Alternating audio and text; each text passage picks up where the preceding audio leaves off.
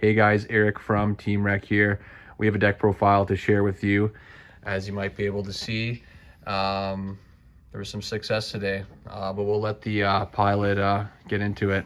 Let's hear it. Hello, my name is Bazil Batise with Team Rec. Today I got first place at the Winnipeg Regional March 2024 WCQ. And I really do think I've cracked the code on Vanquish Soul. And if the cameraman doesn't mind, I'd like to get right into the cards. I've got some spice. I played what? You played what? You played what? I played what? But let's get right into it. Stay tuned. So, right off the hop, we've got 3 copies of Vanquish Soul Rosin, the Monster Searcher, one of the best cards in the deck. Used to be the best, but he's starting to share a place with Jiaolong that searches any card. You have to run this because it's a normal summon and it's free to just get you into any line of play that you really want to access. Of course, following that, we're going to get into the cards that we don't play 3 of right off the hop. We're on 2 Caesar. This is your DPE effect, bounce to special, quick effect. He just does so much for the deck, and he's massive with 3k body, and 2 copies of Borger. He's got another quick effect, target a monster, bounce to special. He lets you draw cards or burn to help you close games a lot faster. I like 2 of just because it helps you brick a lot less. Like I said, you want to find the normal summon in Rosin or some other weird special summons. We are on Fenrir in this list, so I've been liking both the bigger names at 2 each. Another card I like at 2 each, of course, is that card that kind of contends with Rosin for best card in the deck. 2 copies of Jiaolong. He has an effect to special summon if you activate a Vanquish Soul card, revealing a card in hand. And then he has 2 separate effects. One where you can reveal a fire to switch a battle position, which does come up to get a little bit more extension in your damage to finish a game. But more importantly, you can reveal 2 fires in your hand to search any Vanquish Soul card. You're going to be searching a very specific trap card, Vanquish Soul Snow Devil, but for his flexibility in searching any Vanquish Soul card, that can be any of the attributes that you want to reveal with your Vanquish Soul effects, or that Snow Devil to kind of help you clear your opponent's board and ensure that you win the game. This is the MVP of the deck for sure. I was on 3, definitely cut it down to 2, and we'll stay at 2 because I do not like bricking, and we have enough fires in the deck to ensure that we are going to be able to search with him. Moving on to the one-ofs, monster-wise, 1 Mad Love, I have tested 3, I have tested 2. 1 seems to be the way. We only run 1 spell, 1 trap. Sometimes you open a spell or trap. You don't want to open a Mad Love alongside them because you don't want to brick anything. The Dark Attribute's fine. Her effect to bounce is fine. Didn't get to use it today, but it is there as an option, and I do just like running 1. And the same thing goes for Pantera. She's got that effect where it's not inherent like Fenrir, but she can special summon from hand if you control nothing in your main monster zone, which is lovely. It's a level 4 to help you go into rank 4 plays. She blows up spells and traps, and most importantly, she can be immune to destruction by battle. That came up so hard in round 5, it practically won me the game. I've tested multiple numbers of this card, landed on 1, and I'm fine with that, but I do believe you have to run it in the deck. And that's all for the Vanquish Soul monsters. The line trimmed down a lot, which surprised me, but quite frankly, running a smaller engine is fine because it lets you pack in a lot more room for non-engine, and that's fantastic, honestly. Speaking of which, of course, we've got 3 Fenrir. Surprisingly, I didn't see this guy a lot today. Everyone knows what Fenrir does, and everyone knows what powerhouse this card is, but specifically in Vanquish Soul, being able to search Kashtira Rise Heart to help you fix the attributes in your hand is fantastic. Rise Heart allowing you to extend for damage to OTK as just a 1500 attack body, or extend as a level 4 monster on the field to overlay into a rank 4. Fantastic. Most Vanquish Soul lists should be on this. There is no real budget replacement. These cards are fantastic, and I wouldn't play the deck without them. And moving into the hand trap suite, of course, in a Snake Eye format, MVP Shifter. This card is insane. Every time I opened it, I didn't activate it actually. There were some games where I felt holding Shifter to use as an attribute in hand would help, and going undefeated shows that having that kind of temper really can go the distance for you. Regardless, if you are knowing you're against Snake Eye, activating this card and draw or standby will win you the game sometimes automatically. Currently, yes, you do have to run 3, and I will stick to that. The deck doesn't have to play with its graveyard, although it likes that. Even so, it's fine to banish some of your cards if you think you'll come out in the grind game. The other hand traps we run, 3 copies of Ash. Everyone knows what Ash does. Considered siding it for the Snake Eye format, but if you're not playing at Snake Eye, you're going to miss this card. And again, it's a fire attribute to help you activate your Vanquish Soul effects. Gotta run 3. And the same thing goes with the 3 copies of Bell. It's an earth attribute, and it helps you with the Fire King matchup, as well as the Labyrinth matchup. I didn't get to see it today, but it has been good historically.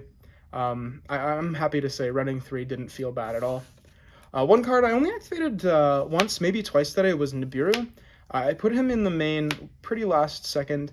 Regardless, it didn't feel wrong to have 3 in the main, because knowing that there is the chance that your opponent will win the die roll, summon more than 5, and you'll absolutely blow them out, Nibiru does feel good as that kind of level of insulation.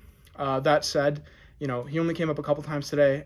I didn't miss him, and I wasn't sad to have him in my hand in Brick. I'd still run 3 given the option. Moving into the spells, 3 copies of Stake Your Soul. It lets you reveal any monster from your hand and special summon a Vanquish Soul with the same attribute but different name from what you showed from your hand. It can be a non-Vanquish Soul monster you reveal, so showing an Ash to summon Rosin to get into play is a very powerful start to your turn, and it also kind of threatens your opponent, like, hey, I've got Ash and also I'm playing Yu-Gi-Oh! You have to run this card at 3. Sometimes you can Brick on opening 2. You can only activate 1 per turn, but still, seeing the card will help you win your games. Every game I played today, I committed to not playing into Nibiru. I made 4 summons or less, and I really do think that helped because, again, no one nibbed me, but also there were opponents that showed me their hands afterward and they did have the nib, and it's like, you wipe the sweat off your brow thinking, okay, I played around that nib, let's keep doing that. And so if you don't open Fenrir, this can help you do that and let you get effects like Borger to draw a card. That's free. It'll return to your hand as an attribute in hand afterwards. This card is fantastic. You have to run it at 3. I side it out a lot because you don't want to Brick on it in games 2 and 3, but it's still probably one of the more phenomenal Vanquish Soul cards. Speaking of which, a card that you can actually search off Mad Love is Vanquish Soul Continue. It's a quick effect, target a monster in your grave, either add it to hand or special summon it in defense. You do not have to declare what you're doing when you activate it. And this card is, again, phenomenal for the fact that it can put an attribute back in your hand or help you extend into things like a rank 4 play when you really need it. Help me get into Zeus once that won me a set. Or it just lets you keep playing after you feel like you've kind of been put out of the game. Running the one of as a searchable, fantastic option. The non-engine spells, we've got 3 Prosperity. This deck has a bunch of padding cards in the extra deck, so it's fine to get rid of them, jettison them with part of Prosperity, and then just start digging for cards that'll actually matter in your matchup. I would run this card over any other pot. I don't care that it conflicts with Borger a bit, because this lets you see 6 different cards and choose which one is best for the situation. I picked up a Dead Shifter off Prosperity in, I think it was the last game of finals, and it went the distance. This card is, well, still extremely powerful. I think I've talked about it in every profile I've ran this card. Wouldn't run the deck without it. The last couple of spells, we've got Rhoda and Durendal. They search Rosin. One time I used Durendal to search for Kashtira Riseheart to extend for damage to finish out the game, which is an option, but for the most part they're just extra copies of Rosin. For traps, the Snow Devil, which is... Wait, one more thing. Let's put this to bed. Why no Small World? Why no Small World? That card's trash! Yes! No, I shouldn't say it's trash. I know. It's great. It lets you search for things like, if you want to feel cute, a Kaiju, sometimes Kurikara, or any other Vanquish Soul name, because they're all modular like that. However, I don't like it because right now, a lot of people are on Droll. I think that's a fallacy, right? This deck, it can play around Droll. Why would you want to play Small World to neg one, get Drolled, and then lose? I don't like Small World in the deck right now. I'd rather run cards that are straight gas, or hand traps to interact if you lose the die roll. So that's why I'm on no Small World. Alrighty. Trap-wise, we've got the one Snow Devil, searchable. It's Dark Hole on your opponent's turn, but it's also unexpected die. No, it's not unexpected die. It lets you summon on your opponent's turn. It insulates you from card effect destruction on your opponent's turn. This card is so powerful. People never expect it to blow them out the way it does, but it's honestly phenomenal. And on top of everything that it does, it burns them for 18. You've got to run 1, and your bread and butter combo is trying to go Rosin, Surge Jiaolong, Jiaolong, Surge Snow Devil, set Snow Devil, and, just kind of out-tempo your opponent. Love this card. It's probably one of my favorite cards in the deck. And lastly, for the traps, we've got 3 copies of Infinite Impermanence, just because I really like this as a hand trap. Unlike Valor, it plays under Dimension Shifter, doesn't get you talents, and it's just a nice way to clean the list off at 40. Moving right into the extra deck, All there's a lot of cards that came up and felt extremely powerful today, and a couple stinkers that just didn't do what I wanted them to do. They were mostly pot cost, if anything, but, fringe cases, I'm glad to have had them in the deck. First, we've got a Abyss Dweller. We are in a format where a lot of grave effects attempt to activate. We've got Manadium, there's some people playing tiered, but most importantly, we've got Snake Eye. So I was glad to have Dweller, and I did make this multiple times today, and quite frankly, it did win me the matches where I had it. Dempsey's another great card who lets you search or send a level 4 or lower fire warrior. So he's extra access to Rosin. I did open Rosin relatively often, or wasn't able to get into a rank 4 where I couldn't make Dempsey where it felt profitable. That said, there have been multiple games historically where Dempsey has won me the match, so I would leave this in the deck, but he's also safe to shoot off with your Prosp because you've already got Rosin access. He's got a home in the deck for sure, but wasn't the best card today. The same thing goes for Baguska. Everyone knows what Baguska does. I didn't play any Flu, so I didn't have to make Baguska, but it's nice having this option, especially against decks like Voiceless Voice. I had other outs to the Voiceless Voice matchups that I did have today, which weren't Baguska, but I was glad to know that this was something in my deck that I could play in case I wanted to win through that route. Probably the best rank 4 I made all day was Tornado Dragon. So many end boards where I kind of we played that grind game, and I capped off my board by saying, summon Tornado Dragon, pass. And so Voiceless Voice, they have so many continuous spells, continuous traps that do things, and you're saying, okay, well, you want to use that effect, chain Tornado Dragon, pop it, you're cooked. Same with Snake Eye. They have stuff where they want to, summon from their spell trap zone. They got a field spell. People are setting cards. I love this card so much because it disrupts what your opponent is trying to do.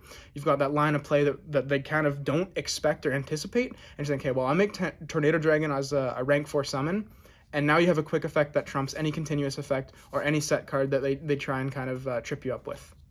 Another pair of Xyz monsters that I really liked today were the Zodiac Shotgun and Borbo for a 4 Material Zeus. I think I made it once, but I wouldn't cut it because it can blow out so many boards once they're out of gas. And then, when you pass back to them, you can Zeus again, and it's just insane the amount of value you can get out of it. So I wouldn't cut those either. Big Eye, another card I wouldn't cut, just because having a rank 7 to make a Zeus off of 2 level 7s is fine. And also, Big Eye's effect to steal is great, but mostly just you want that rank 7 option. And here is the aforementioned Zeus, of course, as well as his estranged cousin Typhon. I didn't make Typhon once today, but again, having the option is going to be a theme for the next few cards, where if there was a situation where I was backed into a corner and needed to make Typhon, I would have been glad to have it there. The same goes for Barun. You can make, Fenrir into normal summon hand trap Barun if you have a terrible hand, and that's perfectly valid passing to your opponent. Phoenix to pop wayward spells and traps. Didn't get to make him today. And Goddess to get rid of towers. Didn't have to make her today. Didn't see any Pearly. Didn't see any Raid Raptor. And of course, the 3 Rock of the Vanquisher. The big deal about Rock of the Vanquisher at 3, if you do find yourself in a grind game, I can't see myself going lower than 3. It's fine to lose one off pot. I haven't minded that. But I just do like thinking, I'm going into a long game. I want to have 3 Rock. So I've seen lists with 2. I'm going to stick to 3, and it tended to work out fine for me today. But I'm going to move into my side deck, and that's where the real spices live. You've hung in this long. Here we go. 3 Droll. Everyone knows what Droll does. I wasn't confident in the main. The other thing is, Vanquish Soul likes playing and searching on your opponent's turn. There's no need to cut yourself off during your opponent's turn. So Droll moved to the side. He's great against Fire King, Snake Eye, a bunch of other stuff, but I didn't like it in the main. The same for Called By. Had it in the main, liked it in the side just for going first. I didn't see it all day, but it's still a great card. 2 Cosmic, one I did see a few times today. It's great to shut off a bunch of different decks. You know what it does. It banishes spells and traps. Fantastic card. And a Floodgate in There Can Be Only One. It's at 1. Didn't see it today. Didn't need it today. That's all right. But here is the spice of the season. You're finished. What? You're finished. Holy man. This card, for those who don't know, I don't have to pick it up to read it myself, quite frankly, is if 10 or more cards or effects were activated this turn, you can summon it as a 3k beater. Who am I kidding? I know what this does. You can summon it as a 3k beater, and then if your opponent activates any other card or effect, you can chain to that to wipe their entire board and reset that card. Or this card, rather. This card's insane. In a Vanquish Soul context, you can activate up to 10 card effects on your opponent's turn before they have the opportunity to breathe, and then you're threatening, for instance, Snow Devil to wipe their monsters, and then you're finished to wipe everything else. I love this card to death. I think it's so fun. My goal going into the regional was to resolve your finished once, and unfortunately I ended 7-0 instead. But, you know, I'm still going to be running this card. I think this card is fantastic, funny, slept on, a great replacement for Floodgates, and probably my pet card moving forward.